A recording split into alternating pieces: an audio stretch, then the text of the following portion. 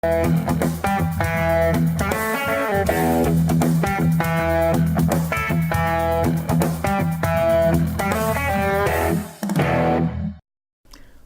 to another special edition of The Voice of Viet Vegas.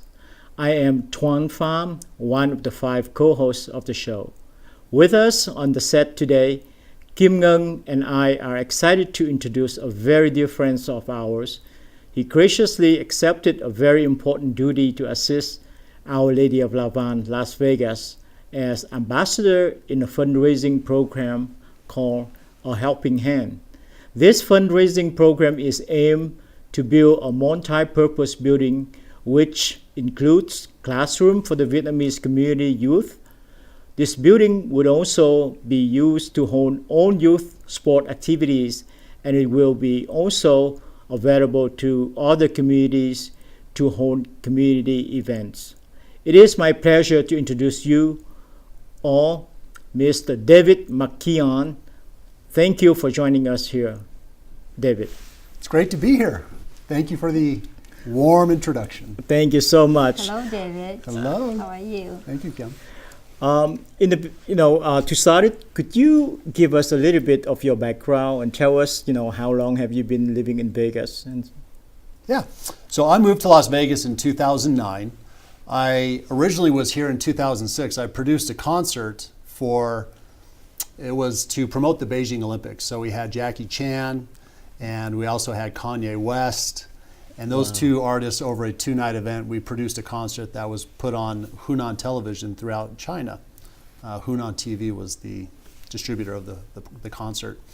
And so in 2009, I moved here to marry my wife, Crystal. And when I moved here, she was the only person that I knew. So in an effort to try to get to know more people, I started to reach out into the community. And I have had a wonderful life, and I had the opportunity prior to moving here. I had lived and worked in Korea and in Hong Kong and in China, but I never made it to Vietnam. And so when we started to reach out to one another and get to know each other, I thought, well, here's my opportunity to get to know the wonderful people from Vietnam and see if I could be more involved in helping you achieve your goals, because I've had wonderful relationships with people, and I found that the more we give, the more we get. Well, thank you so much. That's a big role and a lot of responsibility to doing it, and I really appreciated your help. I want to share something else with you. Sure. I served a 2-year spiritual mission in Spain, and I learned to speak Spanish to be able to communicate with the people that were there. Right. And it was not a paid job. It was a volunteer effort.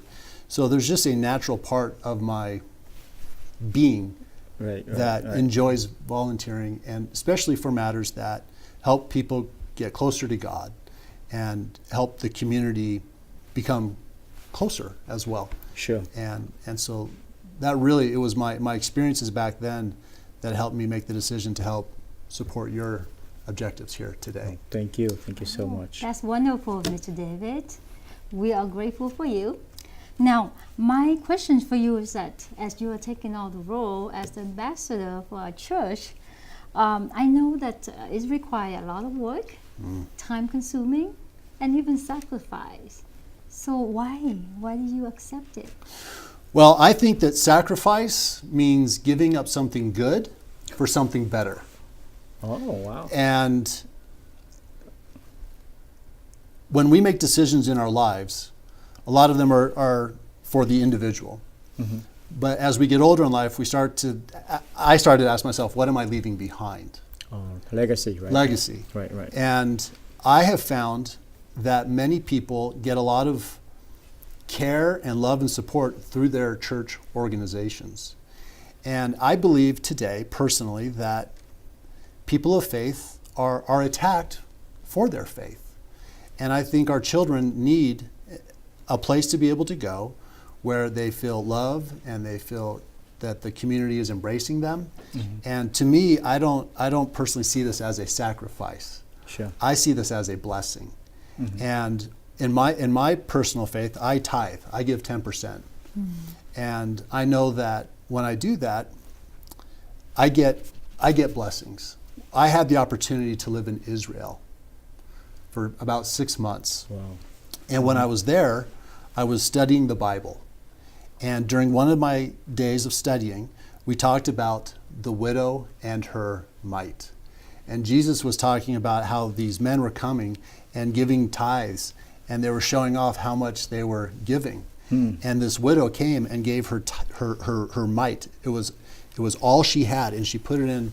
And Jesus said that this woman gave more than all the money that these other men had given. Right, absolutely. And so I thought about that. And so whenever I am extended an opportunity to serve, I do see it as a blessing. Because no matter how much I give,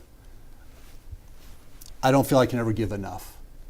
And when we're talking about this day and age where there's so much opposition and there's so much noise that's in the world, to be able to give our children a place where they can come together, where they can worship together, where they can play together, where they can build these relationships that'll last a lifetime. To me, that's worth doing. Instead of sitting home and watching TV or doing something like that. Sure. There's a better way to use my time. Right. Thank you.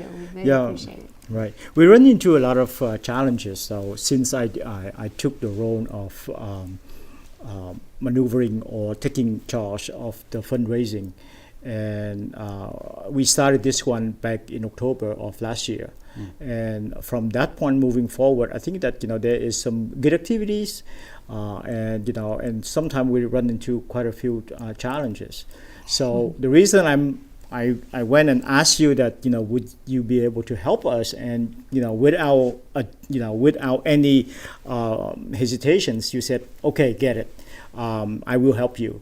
So what kind of plan that you have in mind to make this program successful?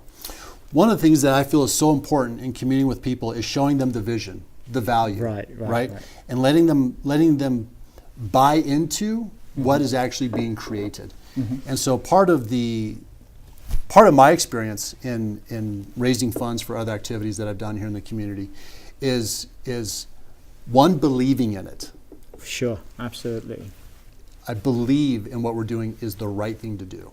Right. And that's the first thing, is letting people see that it's something that we actually do care about and we want to see succeed. The second thing is getting other people to believe in it as well. Sure. And when people start to see that this starts growing in I want to say excitement, because people start to see it. Sure. Then that grows, because it's really kind of a groundswell. And people want to know that their hard-earned money is going to something that really will last. Right. And so I think it's very important that the plan be presented, that people understand how the money is being managed, that way they have confidence that the monies will be used exactly how we say it will be used. My grandfather, my dad would tell me a story how my grandfather was raising funds to build a church when he was a young man. And every day he would let the people know, this is where we're at, and this is where we need to go. And exactly. And actually one Sunday everybody came together and they thought that there was still some distance to go to raise the funds, but they had already reached the milestone. They had reached the goal. And everybody was so happy because they had actually achieved it. Right. So it's having the drive, the determination, and the ability to follow through on it. So is it a big task? Of course it is. But anything worth doing is worth doing well. Sure. And I think having a proper budget that shows how we're going to do it, how it's going to be spent, how the community is going to benefit from it, that will help get people to buy into it. And plus, there are people all over the world that want to help support these types of opportunities. So I think one of the things that we can do is, as well, online, communicate to the Vietnamese community, not just here and in California, but all over the world, really. Sure. So when they come to Las Vegas, they have a spiritual home that they can come to, and they can say that they're a part of it. One of the things that I did in my town as I grow up is we put little bricks in the building. We had everyone's name on it that helped donate.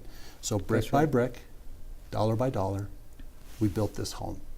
So little ideas like that can help bring people into the vision to actually accomplish the goal. Right. Please stay tuned. We will be right back.